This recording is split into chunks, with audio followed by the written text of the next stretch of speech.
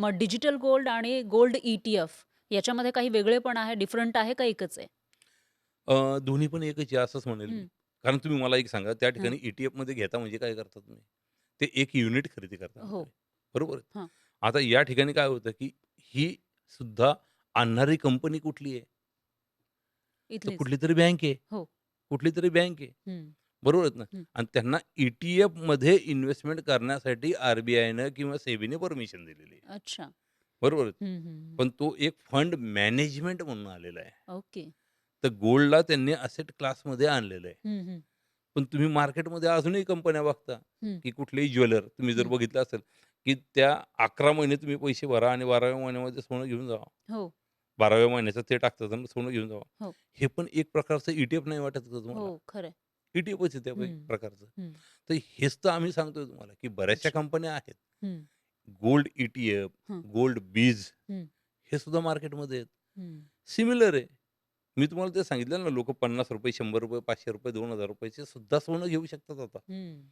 तुम्ही तर फक्त हे सांगताय गोल्ड ई-टी-एफचं, तुम्ही सांगताय गोल्ड बीजचं. मी तुम्हाला अजून एक सांगतो, की आम्ही सुद्धा आता एक सॉफ्टवेअर कंपनी आणलेली आहे.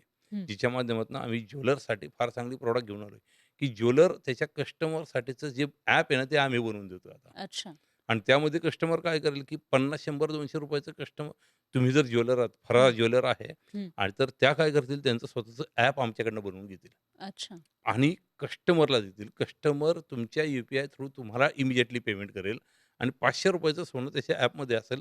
त्याचा विश्वास फराळ ज्वेलरबरोबर आहे. हो, बरोबर. त्याचा विश्वास इतर कुठल्याही ज्वेलरबरोबर नाहीये. हं, कारण फराळ ज्वेलरबरोबर तो मानसिकदृष्ट्या, सामाजिकदृष्ट्या हं. वर्षानुवर्ष जोडला गेलेला आहे. हां, खरं आहे. कारण आपणही असं असतं, की एक सोनार असतो हां. आणि तो आपल्या विश्वासाचा असतो. करेक्ट, आपल्याकडे करेक्ट. लग्न कार्य असेल, हो, काही हो. असेल, गोल्ड खरेदी करायचं की आपण त्यांच्याकडे जातो. तर तर त्यांना मग हं. डिजिटलाइजमध्ये आणायचं त्यांना डिजिटल बनवायचा विडासुद्धा आम्ही उचललेला आहे हं.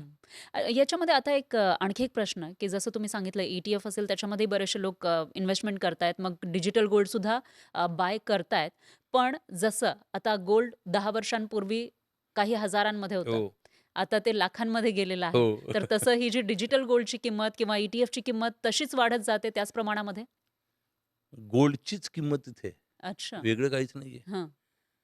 म्हणजे फिजिकल मार्केट रेट जे असतील तेच. तोच रेट आहे. हं. तुम्हाला ₹500 चं सोनं घ्यायचं म्हणजे वेगळं कुठलं सोनं नाही घेत तुम्ही. हं, हं. किती मिलीग्रॅम तुम्हाला फिजिकल मिळणार होतं ना, हां. तेवढंच तुम्हाला डिजिटलमध्ये दिसतंय. वेगळं काही दिसत नाहीये.